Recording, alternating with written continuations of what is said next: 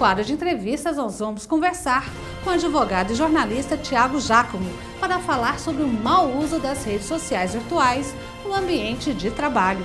Aguardamos você!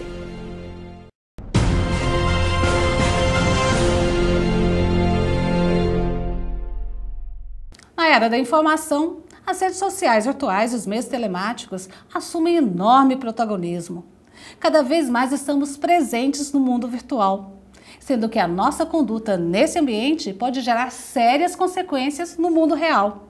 A nossa forma de interagir nas redes sociais pode gerar constrangimentos, seja pela exposição excessiva da imagem, seja pelo registro de ideias e posicionamentos inadequados ou pela invasão de privacidade.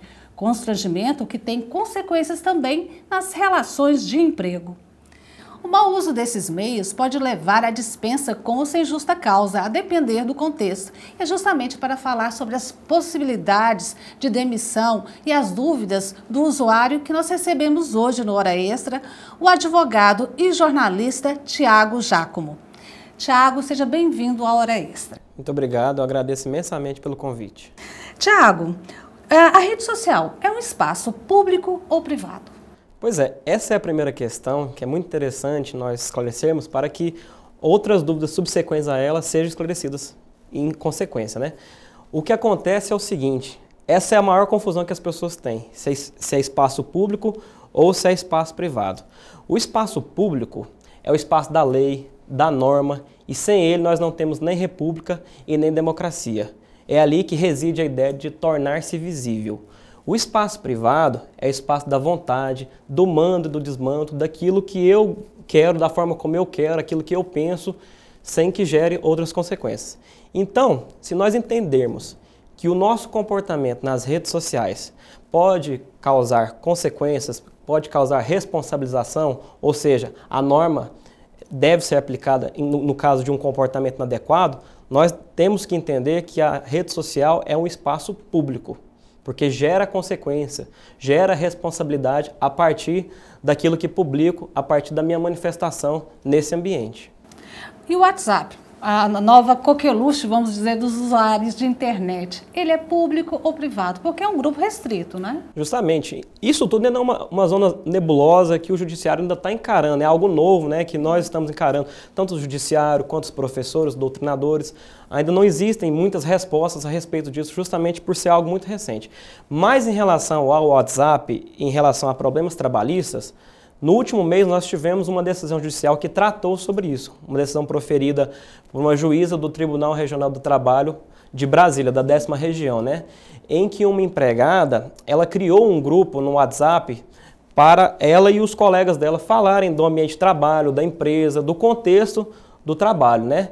E o empregador tomou conhecimento daquela conversa, daquelas publicações nesse grupo do WhatsApp e dispensou essa empregada por justa causa, por entender que aquelas publicações estavam atentando contra a honra da empresa. Pois bem, ela ajuizou uma reclamatória trabalhista contra essa empresa e, ao final, foi decidido por uma juíza de primeira instância que o WhatsApp se trata de um grupo fechado, de publicações privadas e, portanto, deveria prevalecer, naquele caso, a livre manifestação do pensamento da trabalhadora e dos demais colegas que ali participaram através das conversas. O comportamento em redes sociais é critério de seleção, de promoção e de dispensa? Na prática, sim. Hoje em dia, nós percebemos que durante as entrevistas ou até ao encerramento das entrevistas, as empresas vão atrás da vida virtual dos candidatos. Elas fazem uma análise extra, buscam mais informações a respeito daquelas pessoas que estão tentando ser contratadas pela empresa, né? E o que nós percebemos é que muitas pessoas não têm essa noção de que fazendo um mau uso das redes sociais, elas podem estar produzindo prova contra si. Então, a empresa, ao entrevistar um candidato, ela busca, sim, nas redes sociais, algumas informações a respeito do comportamento dele e já existe até pesquisas que mostram as principais falhas, aquilo que mais é combatido na hora de contratar. Ou seja, publicação inapropriada, foto bebendo ou usando droga, foto provocativa, publicações discriminatórias de cunho racista, de cunho homossexual, publicações que deixem evidenciado que aquele cidadão fala mal do empregador, publicação considerada confidencial pela empresa por onde ele passou. Ou seja, existe uma série de falhas que as pessoas cometem no uso das redes sociais que podem resultar em uma eliminação em um processo seletivo, como também em uma dispensa ou uma possibilidade de não conseguir uma promoção por aquele comportamento. Ou seja, nós falamos aqui no começo desses critérios que são para o caso de contratação, mas eles também são aplicados no caso de uma promoção ou de uma dispensa. Um empregador que constata que o empregado não se comporta da forma esperada nas redes sociais, porque o que o trabalhador tem que entender é o seguinte: espera-se dele o mesmo comportamento tanto no ambiente virtual quanto no real. Apesar de ser dois mundos distintos, o comportamento tem que ser o mesmo. Não adianta você ser um excelente profissional enquanto você está ali trabalhando, se no mundo virtual, que é um espaço público, você não se comporta da forma esperada. Então, por isso que digo que essas publicações em redes sociais influenciam no critério de seleção, quando a pessoa está sendo entrevistada para ser contratada pela empresa, como no processo, a partir do momento que ele é empregado e que busca uma promoção, e até mesmo no processo de dispensa, né? As pessoas tendem a pensar, porque elas estão publicando, conversando sozinhas nos seus quartos, no seu ambiente doméstico, às vezes de achar que aquilo não está sendo visto por todos, não vai ser analisado por todos. Justamente, eu acho que, como eu disse anteriormente, a primeira confusão é essa. As pessoas ainda não conseguiram entender que rede social é um espaço público e que, portanto, gera consequências a partir do que você publica, consequências legais. O segundo remédio para isso é a questão do bom senso, que realmente nós percebemos que muitas dessas publicações acontecem justamente pela falta de bom senso. O bom senso realmente ele é o norte para que as pessoas tenham um melhor comportamento, uma melhor postura nas redes sociais no mundo virtual.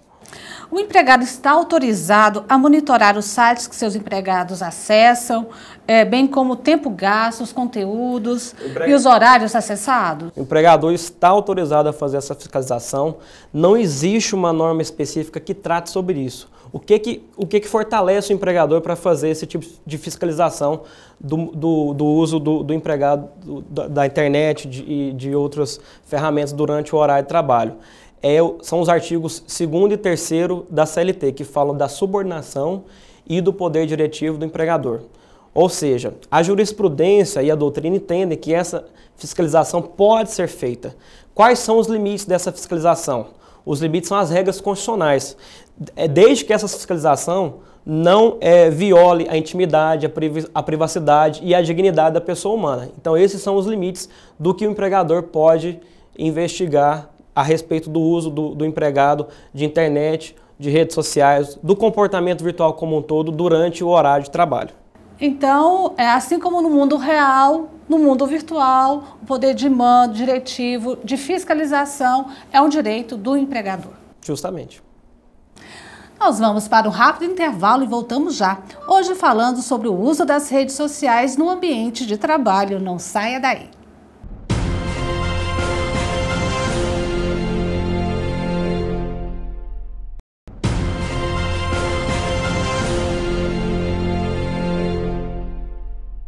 Nós estamos de volta com o nosso quadro de entrevistas, hoje recebendo o advogado e jornalista Tiago Giacomo para falar sobre o uso das redes sociais no ambiente de trabalho.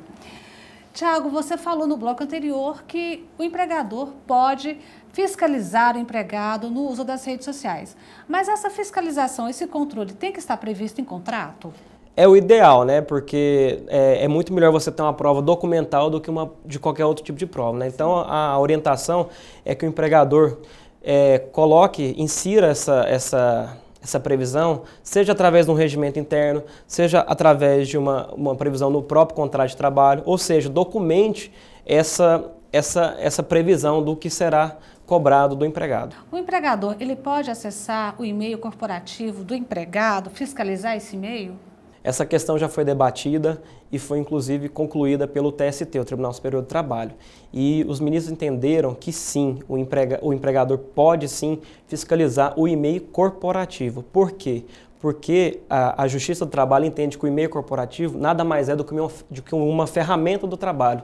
Então, o empregador tem total autonomia para poder fazer essa fiscalização. E quando o empregado reclama que o salário está atrasado, isso também pode gerar justa causa? Aconteceu algo parecido com essa situação que você narrou e o caso foi julgado pelo TRT da 7ª Região, do Ceará. E um empregado, ele publicou no Facebook que estava com atraso salarial, que estava sofrendo pelo atraso salarial, né?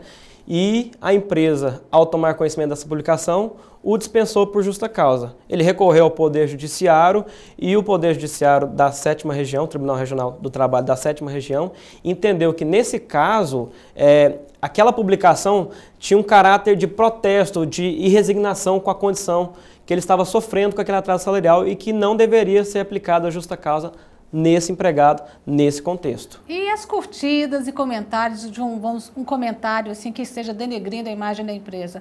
Só o fato de curtir pode gerar justa causa? Também já existe julgado sobre isso, também foi apreciado no TRT da 15ª Região, São Paulo, Campinas. E o que acontece? Dois empregados, o primeiro publicou ofensas diretas ao empregador e o segundo curtiu essas ofensas, essas publicações e fez comentários que os julgadores entenderam como verdadeiras onomatopeias, ou seja, comentários que estavam incentivando ou concordando com aquelas críticas. E isso foi julgado em primeira e segunda instância, e em segunda instância foi pacificado o entendimento de que era devida à justa causa naquele contexto em que o empregado curtiu e comentou as ofensas de uma outra publicação, de um outro empregado, do mesmo empregador, porque ali a ideia da curtida do comentário significava apoio, anuência àquelas ofensas que foram publicadas. E quanto ao WhatsApp? Ele também passou a ser um dos meios mais utilizados, né, na vida pessoal e no trabalho. O mau uso do WhatsApp pode gerar justa causa, já que é um grupo privado, como já comentamos antes? Então, eu até escrevi um artigo sobre isso que trata da questão do WhatsApp e da justa causa. Mas quando eu falo WhatsApp, a gente pode entender como celular como um todo.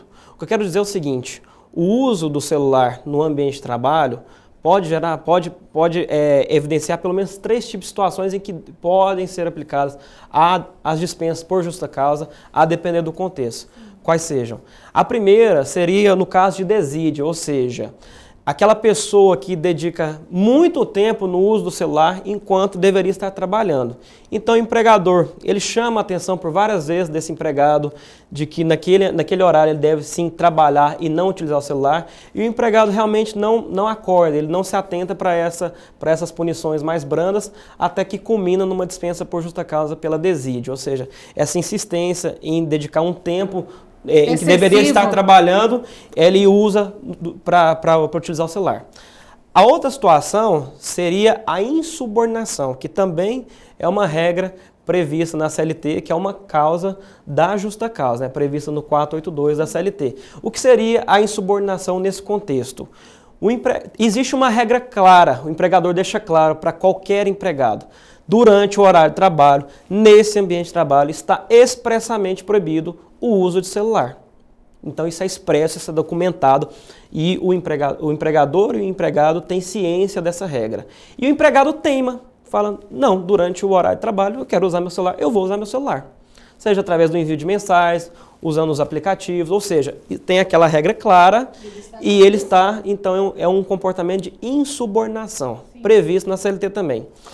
A outra possibilidade de dispensa por justa causa seria no caso de compartilhamento de documentos sigilosos do empregador. Que isso pode ser feito através do WhatsApp ou de outro aplicativo dos smartphones e de outros meios telemáticos, né? Quando o empregado ele viola cláusula confidencial, documento confidencial da empresa, do empregador, e divulga isso através dessa ferramenta para outras pessoas. Também pode ser aplicado à justa causa nesse contexto. As novas tecnologias, com as novas tecnologias vão surgindo novos termos, novos conceitos. E um deles é a nomofobia. O que seria a nomofobia? Nomofobia é um conceito novo, ainda não é considerado uma patologia, ou seja, uma doença, mas é algo que já está sendo estudado por médicos e por outros profissionais. O que seria a nomofobia? Seria a angústia, o sentimento de sofrimento por estar sem acesso, sem contato a celular, à internet, a redes sociais.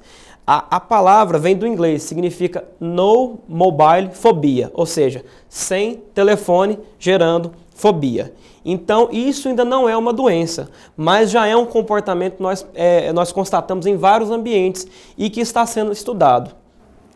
Bom, para finalizar, nosso tempo acabou. Prints de telas podem ser utilizados como provas? Sim, o print é comumente chamado de print, né, que seria a reprodução daquilo que está na tela do computador, ou seja, a reprodução daquilo que foi publicado em sites ou em redes sociais. Sim. Ele pode ser uma prova documental eletrônica. A dica, que muitas pessoas, e poucas pessoas sabem disso, é que o seguinte, para evitar uma discussão a respeito dessa prova no processo judicial, a dica que eu deixo é a seguinte: transforme esse print em uma ata notorial, ou seja, formalize essa publicação através de um cartório, através de uma ata notorial, que você vai estar dando mais validade àquele documento. Ou seja, você vai até um cartório, peça ao tabelião ou ao oficial do cartório para que abra aquela publicação, para que veja aquela publicação e para que reproduza o que ali está escrito, o que ali está publicado em uma ata notorial, porque confere fé pública àquele documento. Então, a dica é para que essa prova, para que se torne mais robusta, é que seja transformada em uma ata notorial, para que tenha validade através de um cartório. Certo. Eu conversei com o advogado e jornalista Thiago Giacomo sobre o uso das redes sociais no ambiente de trabalho. Muito obrigada mais uma vez pela presença aqui no Hora Extra. Eu que agradeço o convite e estou sempre à disposição para o que precisar. Obrigada. Esta edição do Hora Extra chega ao fim. Muito obrigada pela sua atenção e até a próxima semana. Mais informações sobre o TRT de Goiás você acompanha no Facebook e no Twitter. Até a próxima semana.